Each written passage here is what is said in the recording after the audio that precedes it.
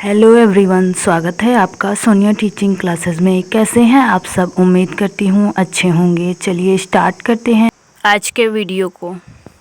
आज हम डिस्कस करेंगे बिहार शिक्षक भर्ती का जो 3.0 का री एग्ज़ाम होगा और 4.0 के लिए मोस्ट इम्पॉर्टेंट जीके जीएस के क्वेश्चन। फ्रेंड्स, ये 5वां वीडियो है। इसके पहले मैंने 4 वीडियो और अपलोड किए हैं। अगर अभी तक आप लोगों ने उस वीडियो को नहीं देखा है तो चैनल की प्लेलिस्ट में जाकर वीडियो को देख लीजिए। चलिए बिना देरी के स्टार्ट करते हैं वीडियो को। अल नीनो जलधारा किस तट पर उत्पन्न होती है? किस तट पर उत्पन्न होती है? पेरू के तट पर उत्पन्न होती है। अल नीनो जलधारा गर्म जलधारा है। आपसे क्वेश्चन पूछा जाएगा अल नीनो कैसी जलधारा है? तो गर्म जलधारा है, ध्यान रखिएगा। अगला है संयुक्त राष्ट्र संघ की आधिकारिक भाषा कितनी है? कितनी है? तो 6 है, यानी यूनाइटेड नेशन ऑर्गेनाइजेशन की ऑफिशियल लैंग्वेज कितनी है? 6 है। कौन कौन सी है? ध्यान से सुनिए। अंग्रेजी, स्पेनिश, रशियन, चीनी, फ्रेंच और अरबी। अंग्रेजी, स्पेनिश, रशियन, चीनी, फ्रेंच और अरबी ये यूएनओ की ऑफिशियल लैंग्वेज है, ध्यान रखिएगा। आप लोग इसे नोट कर लीजिए। जो मैं एक्स्ट्रा पॉइंट बता रही हूँ वो भी मोस्ट इम्पॉर्टेंट है।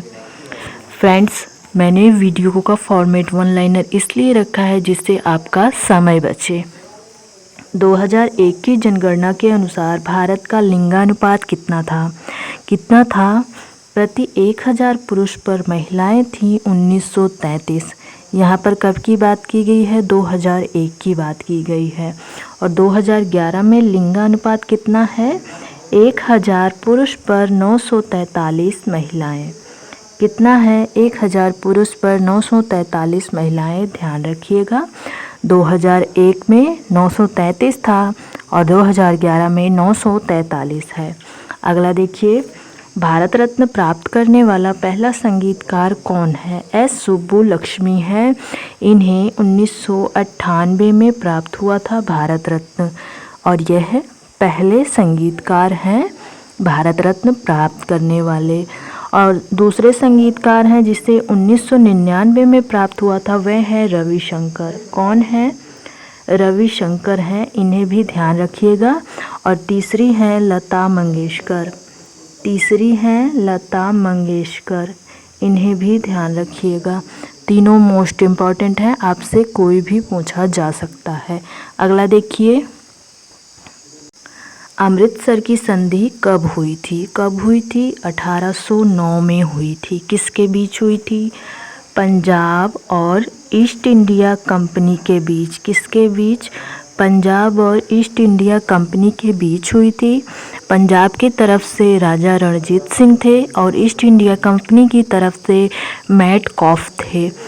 और ये संधि सतलुज नदी के लिए हुई थी, यह भी ध्यान रखिएगा। अंकोर वाट का मंदिर किस शासक ने बनवाया था? किसने बनवाया था? सूर्यवर्मन सेकंड ने बनवाया था।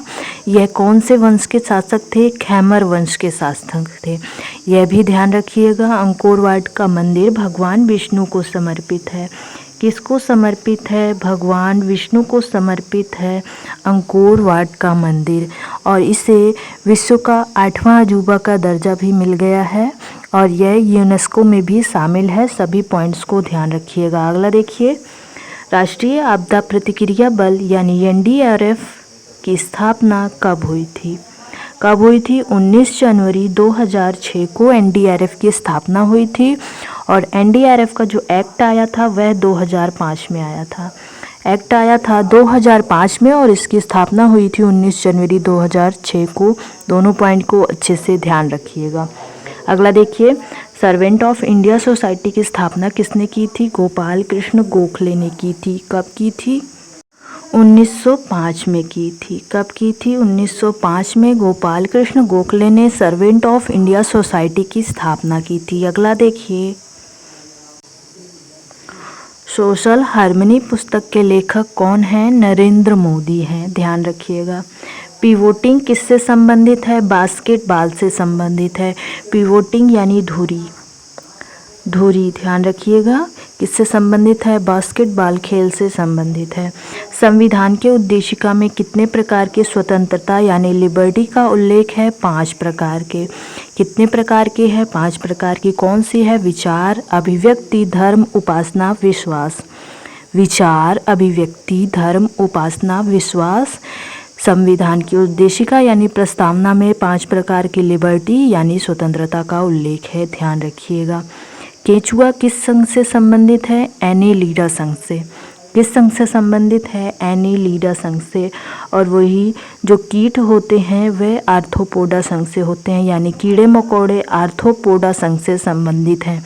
बक्सर की युद्ध में ईस्ट इंडिया कंपनी का नेतृत्व किसने किया था, हेक्टर मुनरो ने किया था। कब किया था, 1764 में बक्सर का युद्ध हुआ था, तो वहाँ पर ईस्ट इंडिया कंपनी का नेतृत्व हेक्टर मुनरो ने किया था, ध्यान रखिएगा। अगला देखिए, बिहार स्वराज दल की स्थापना किसने की थी, श्री कृष्ण सिंह ने की थी। बिहार स्वराज दल जो है यह स्वराज पार्टी का भाग है। किसका भाग है, स्वराज पार्टी का भाग है।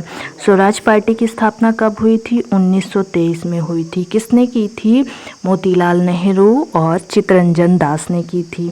बिहार स्वराज दल की स्थापना कृष्ण सिंह ने की थी। बिहार स्वराज दल भाग है स्वराज पार्टी का, जिसकी स्थापना 1923 में चित्तरंजन दास और मोतीलाल नेहरू ने की थी, ध्यान रखिएगा। अगला देखिए,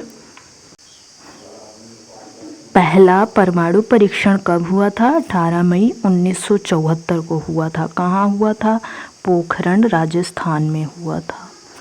पोखरण राजस्थान में हुआ था, से ध्यान रखिएगा। और इस परीक्षण का नाम था स्माइलिंग बुद्धा, इसे भी ध्यान रखिएगा। अगला देखिए, कोलकाता में एशियाटिक सोसाइटी की स्थापना कब हुई थी, 1784 में हुई थी। किसने की थी, विलियम जोन्स ने की थी। किसने की थी, विलियम जोन्स। नाम भी ध्यान रखिएगा, मोस्ट इम्पॉर्टेंट है। एशियाटिक सोसाइटी की स्थापना विलियम जोन्स ने की थी, 1784 में की थी। कहाँ पर की थी, कलकत्ता में की थी। मध्य प्रदेश की सबसे ऊंची चोटी कौन सी है, धूपगढ़ है। इसकी ऊंचाई है 1350 मीटर और यह सतपुड़ा पर्वत श्रेणी की सबसे ऊंची चोटी है, इसे भी ध्यान रखिएगा। ऊंचाई है 1350 मीटर, मध्य प्रदेश की सबसे ऊंची चोटी है। अगला देखिए, एकमात्र नदी जो भारत और पाकिस्तान के बीच सीमा बनाती है कौन सी है, झेलम नदी। झेलम नदी एकमात्र नदी है जो भारत और पाकिस्तान के बीच सीमा बनाती है। वहीं भारत और नेपाल के बीच कौन सी नदी है, काली नदी है, जिसका विवाद भी है, ध्यान रखिएगा। भारत और नेपाल के बीच है काली नदी और भारत और पाकिस्तान के बीच है झेलम नदी, दोनों को ध्यान रखिएगा। अगला देखिए, बिहार में सर्वाधिक वर्षा कहाँ होती है, किशनगंज में। सर्वाधिक वर्षा किशनगंज में, सबसे कम अरवल में। सबसे कम अरवल में और सर्वाधिक किशनगंज में, दोनों को ध्यान रखिएगा। भीमबांध वन्यजीव अभ्यारण्य कहाँ स्थित है, मुंगेर में स्थित है। यह अभ्यारण्य बिहार का सबसे पुराना अभ्यारण्य है, इसे भी ध्यान रखिएगा। बिहार का सबसे बड़ा अभ्यारण्य है कैमूर। कौन सा है, कैमूर है। सबसे पुराना है भीमबांध, ये कहाँ है, मुंगेर में है। अगला है, संविधान के किस भाग में आपातकालीन शक्तियों का उल्लेख है, भाग 18 में। आपातकालीन शक्तियाँ कितनी हैं, 3 हैं। राष्ट्रीय आपात जिसका उल्लेख 352 में है, राष्ट्रपति शासन जिसका उल्लेख अनुच्छेद 356 में है और वित्तीय आपात जिसका उल्लेख अनुच्छेद 360 में है। तीनों को ध्यान रखिएगा। अगला देखिए, असहयोग आंदोलन के दौरान बिहार के कृषकों का नेतृत्व किसने किया था, स्वामी विद्यानंद ने। असहयोग आंदोलन कब हुआ था, 1920 में हुआ था और यहाँ पर बिहार का कृषकों का नेतृत्व किसने किया, स्वामी विद्यानंद ने, ध्यान रखिएगा। सभी क्वेश्चन मोस्ट इम्पॉर्टेंट हैं। वीडियो शॉर्ट ही है तो वीडियो को आप लोग 1-2 बार देख लीजिएगा, जिससे आपको क्वेश्चन अच्छे से याद हो जाएंगे।